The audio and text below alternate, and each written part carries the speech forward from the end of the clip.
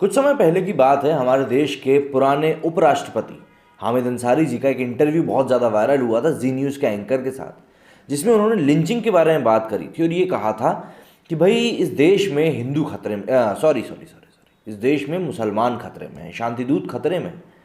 उनकी इस बात के ऊपर काफ़ी ज़्यादा बवाल मचा था। लोगों ने कहा था कि भाई आखिर इस देश ने उनको इतना कुछ दिया, इतना मान सम्मान दिया, उनको हर एक चीज़ दी, जिसके कारण आज उनकी एक ये शख्सियत बनी हुई है, उनकी एक इमेज बनी हुई है, और आखिरी में ये व्यक्ति आके ऐसी बात बोल देता है।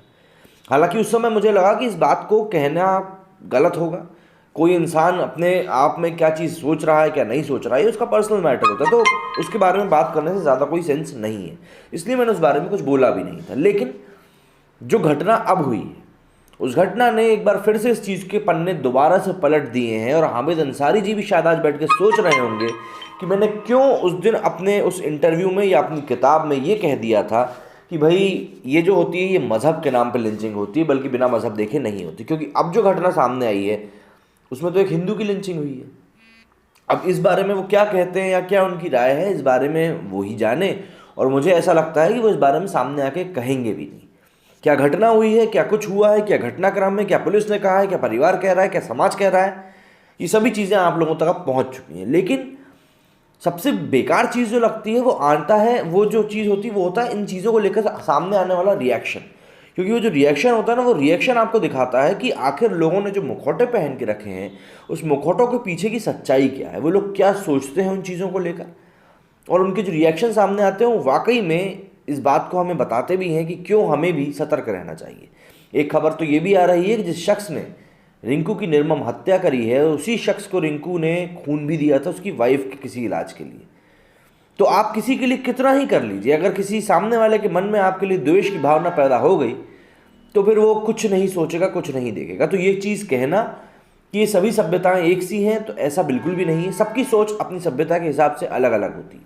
मेरे भी कई दोस्त हैं, कई मज़हब के दोस्त हैं, लेकिन आपको ये चीज़ समझनी पड़ेगी कि चीज़ें कहाँ पे गलत होती जा रही हैं। क्योंकि अगर आपने ये नहीं समझा तो वाकई में देर तो हो ही चुकी है, और ये चीज़ें इसी तरीके से आगे भी बढ़ती जाएंगी। तो ये चीज़ आपको समझनी पड़ेगी, और इन चीज़ों को लेकर अब आप जानते हैं मैं क्या कह रहा हूँ। तो एक आर्टिकल था, इस आर्टिकल में काफ़ी सारे रिएक्शंस इन लोगों ने दिखाए हैं कि किस तरीके से लोगों ने इन चीज़ों को लेकर रिएक्ट किया है।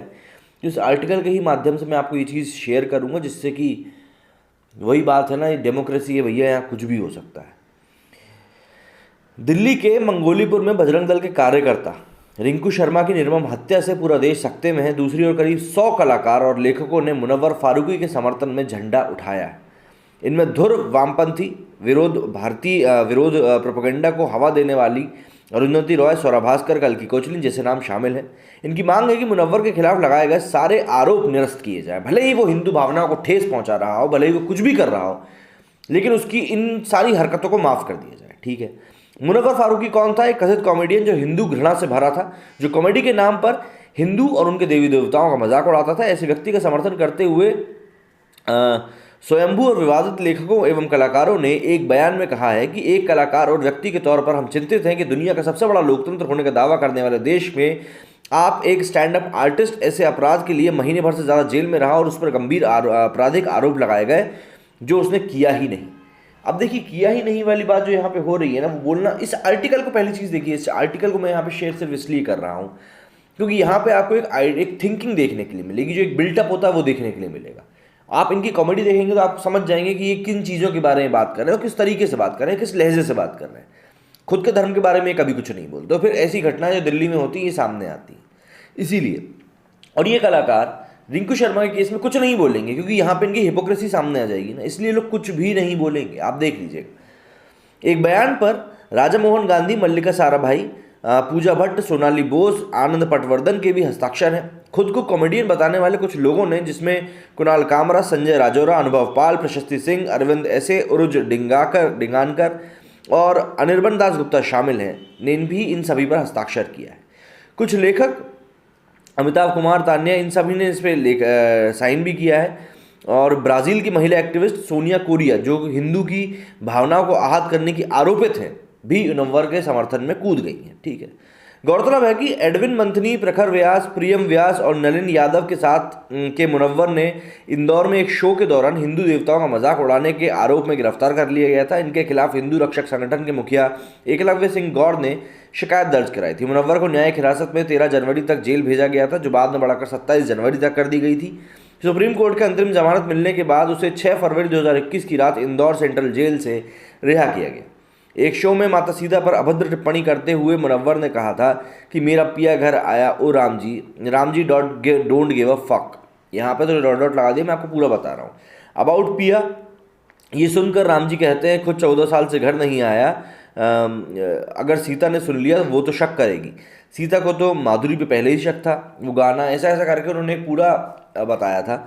और इन सभी चीज़ों के बाद में ही उनके ऊपर केस दर्ज किया गया था। इसके बाद फिर से एक बार बात उठी थी कि भाई आखिर आप एक ही धर्म को क्यों टारगेट करते हो। तो चलिए मान लिया आप टारगेट नहीं कर रहे हो, लेकिन आप एक ही धर्म के लोगों के, जिस जज ने इनको सज़ा सुनाई थी उसने भी यही कहा था कि एक विकृत मानसिकता के व्यक्ति हैं जो कि बार बार आदतन ये चीज़ कर रहे हैं, तो ऐसे लोगों को हम खुला नहीं छोड़ सकते। यही कहते हुए उनकी जमानत को खारिज किया गया था। अब आप ज़रा सोचिए कि क्या थिंकिंग डेवलप हो रही है, क्योंकि जो मामला सामने आया है उसमें चंदा इकट्ठा करने को लेकर और जय श्री राम के नारे लगाने को लेकर पूरी विवाद सामने आया है। हालांकि पुलिस उस चीज़ को कोई और एंगल देने की कोशिश कर रही है। तो यहाँ पे बहुत सारी चीज़ें हैं जो सामने आ रही हैं और एक एक करके अब या तो इन चीज़ों को दबाने की कोशिश की जाएगी। देखिए स्ट्रिंग के साथ जो हुआ वो भी आप जानते हो। इसके अलावा ट्विटर और इन सब को लेकर अभी देश में क्या माहौल बना हुआ है ये भी आप लोगों से छुपा नहीं है।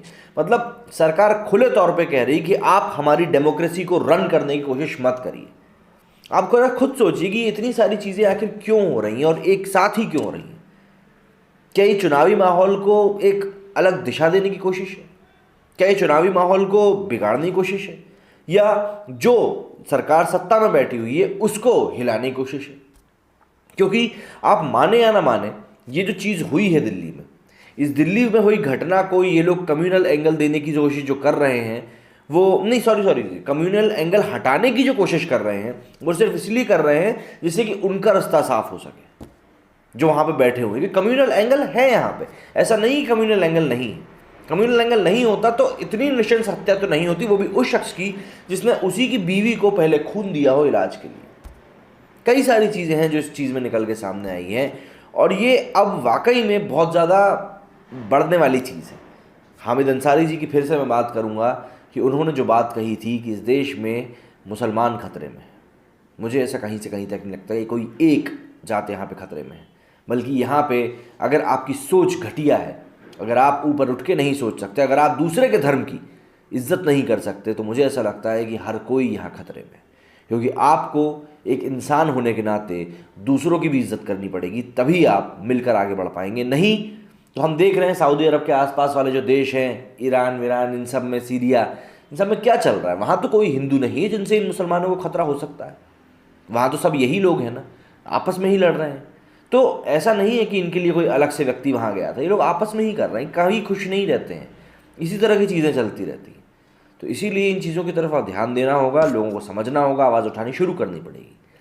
उम्मीद करता हूँ जो बात मैं आपको समझाना चाहता था आप समझ गए होंगे। मेरे इस वीडियो में फिलहाल इतना ही। जय हिंद, जय भारत।